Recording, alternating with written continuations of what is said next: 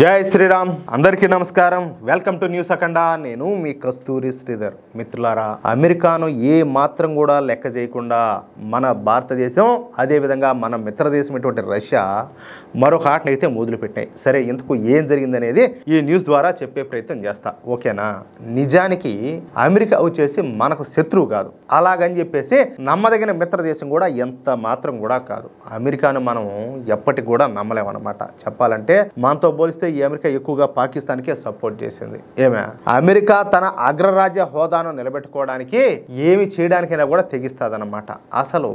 అమెరికాను నమ్మి అభివృద్ధి చెందిన దేశాలే లేవంటే ఎంత మాత్రం కూడా ఆశ్చర్యమే లే ఏదో ఒక విషయంలో ప్రతి దేశాన్ని కూడా మోసం చేసినటువంటి చరిత్ర అమెరికాకైతే ఉండాలి అమెరికాను నమ్మి బాగుపడినటువంటి దేశాలే లేవు పైగా ఇప్పుడు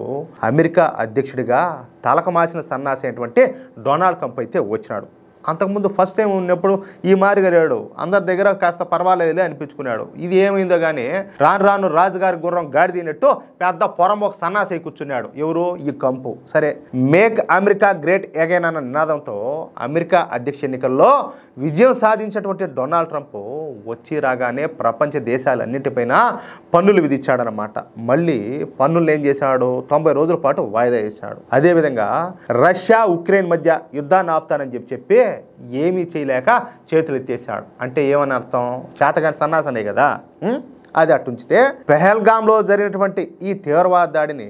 ఈ కంపు ఇంతవరకు పూర్తి స్థాయిలో ఖండించాల పైగా ఏంటంటే ఆ ఆసిమ్ మునీర్ ఉన్నాడు కదా ఎవడో ఈ పాకిస్తాన్ ఆర్మీ చీఫ్ వాడిని స్వయంగా వైట్ హౌస్ పిలిపించుకొని వాటితో లంచ్ చేసి వాటితో మంత్రాలు చేసినాడు వాడికి ఎటువంటి సాయం కావాలన్నా కూడా అందిస్తామని చెప్పినాడు ఇంకా అలాంటి వాడిని ఏమనాలా కాదులే ఏ విధంగా నమ్మాలా మనము అమెరికా తీవ్రవాదానికి వ్యతిరేకంగా పనిచేస్తుందంటే ఇంకెట్లా నమ్మాలా మీరే ఒకసారి ఆలోచించండి పైగా ఆపరేషన్ సింధూర్ను ఆపేసింది నేనేనని ఆ క్రెడిట్ తందేనని చెప్పేసి పెద్ద ఎత్తున ఏది డబ్బా కొట్టుకున్నాడు కాదు ఏమన్నా సంబంధమా ఈ పిచ్చోడికే ఏమన్నా సంబంధమా అంటాలే పైగా భారత్ పాకిస్తాన్ల మధ్య అణుయుద్ధాన్ని నేనే ఆపినానని చెప్పేసి కాబట్టి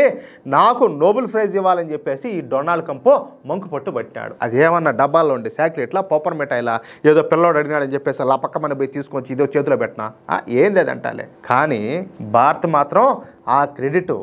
ఈ డొనాల్డ్ ట్రంప్కి ఇలా ఎందుకు ఇస్తారు అసలు ఏమన్నా సంబంధమా అతనికి అంటాలే ఆపరేషన్ సింధూర్ను నిలిపేయడానికి కారణం డొనాల్డ్ ట్రంప్ కాదని పాకిస్తాన్ దేబరిస్తేనే కాళ్ళ వేళ పడితేనే మేము ఆపరేషన్ సింధూర్కు తాత్కాలికంగా బ్రేక్ వేసినామని చెప్పేసి స్వయంగా నరేంద్ర మోడీ గారే తెలియజేశారు అవునా కాదా దీంతో ఈ డొనాల్డ్ ట్రంప్ ఏం చేశాడంటే మన భారతదేశం మీద పగబట్టాడు అంతే ఇక భారత రష్యా నుంచి ఈ ముడి చౌన్ను కొనుగోలు చేస్తుందన్న సాకును చూపించి భారత్ మీద 50% పన్నులను అయితే విధించాడు ఇక పైన భారత్ కనుక రష్యాతో ఎటువంటి సంబంధాలను పెట్టుకున్నా ఈసారి భారత్ పైన ఆంక్షలు విధిస్తామని చెప్పేసి హెచ్చరించే ప్రయత్నం చేశాడు కాదులే ఏమన్నా ఈ అమెరికా మీద ఆధారపడి ఏమన్నా బతుకుతుంది భారతదేశం కాదులే వాళ్ళ దయా దక్షిణ్యాలతోనూ లేకపోతే వాళ్ళ మోచేతి నీళ్ళు తాగి ఏమన్నా మనం ఏమైనా బతున్నామా ఏం ఫీల్ అవుతారు అసలు ఈ పిచ్చిముడా కొడుకులంతా కూడా నాకైతే అర్థం కావడం లేదా కానీ భారత్లో ఉండేది ఎవరు దమ్మున్న నరేంద్ర మోడీ ప్రభుత్వం నరేంద్ర మోడీ గారు ఇలాంటి తాటాకు చప్పుళ్లకు లొంగడని చెప్పేసి డొనాల్డ్ ట్రంప్ తొందరగానే తెలుసుకున్నాడు ఇక నరేంద్ర మోడీ ప్రభుత్వం ఇప్పుడు ఈ డొనాల్డ్ ట్రంప్కు మరో జరికైతే ఇచ్చిందనమాట ఇంతకు అదేందయ్యా అంటే డొనాల్డ్ ట్రంప్ ఈ రష్యాతో ఎటువంటి సంబంధాలను పెంచుకోకూడదని చెప్పేసి హెచ్చరించాడు కదా కానీ ఇప్పుడు భారతదేశం ఏం చేస్తుంది ఏదైతే ఈ కంపు వద్దన్నాడో అదే చేస్తుంది రష్యాతో కలిసి ఒక అతిపెద్ద సైనిక విన్యాసాలను ప్రారంభించారనమాట ఈ సైనిక ఎక్సర్సైజ్ పేరే ఎక్సర్సైజ్ జాపాడ్ నిన్నటి నుంచి ఏకంగా వారం రోజుల పాటు రష్యన్ సైనికులతో కలిసి మన భారతీయ సైనికులు ఈ ఎక్సర్సైజ్ అయితే నిర్వహించున్నారు సెప్టెంబర్ 10వ తేదీ నుంచి 16వ తేదీ వరకు వారం రోజుల పాటు ఈ కసరత్తు అయితే కొనసాగుతుంది ఇందుకోసం 65 మంది సభ్యులతో కూడినటువంటి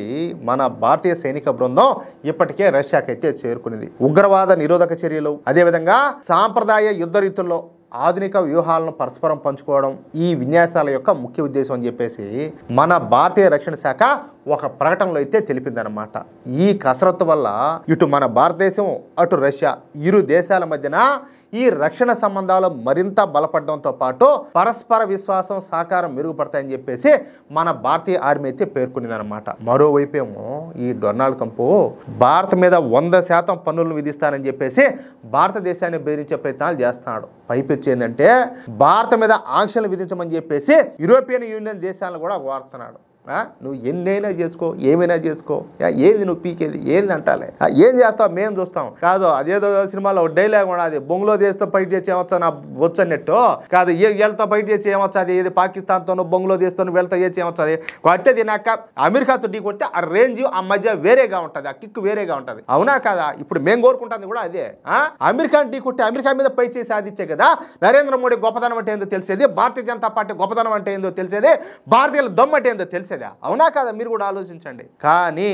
అంతర్జాతీయ ఒత్తిళ్లను ఏ మాత్రం కూడా పట్టించుకునేటువంటి మన మోడీ ప్రభుత్వం తమ జాతీయ ప్రయోజనాలకే ప్రాధాన్యత అయితే ఇస్తుంది. రష్యాతో మైత్రిని కొనసాగించాలనేటువంటి నిబద్ధతను సాటి చెప్తా తాజాగా ఈ సైనిక విన్యాసాలను చేపట్టినట్లు స్పష్టమవుతుంది అనమాట. అది విషయం. ఏమి అమెరికా అయితే ఏమంటాలే, ఎవరు అమెరికా, ఈ ఊరికి అమెరికా, అది విషయం. మిత్రులారా, ఈ న్యూస్ కనుక మీకు నచ్చినట్లయితే ఖచ్చితంగా ఈ న్యూస్ నలుగురికి షేర్ చేయండి. అలాగే ప్రతి ఒక్కరు కూడా మీ యొక్క అమూల్యమైనటువంటి అభిప్రాయాలను కామెంట్ రూపంలో తెలియజేయండి. అలాగే ఇంతవరకు మీరు కనుక మన ఛానల్ను సబ్స్క్రైబ్ చేసుకున్నట్లయితే ప్రతి ఒక్కరు కూడా మన ఛానల్ను సబ్స్క్రైబ్ చేసుకోండి, సపోర్ట్ చేయండి ప్లీజ్. జై శ్రీరామ్, జై హింద్.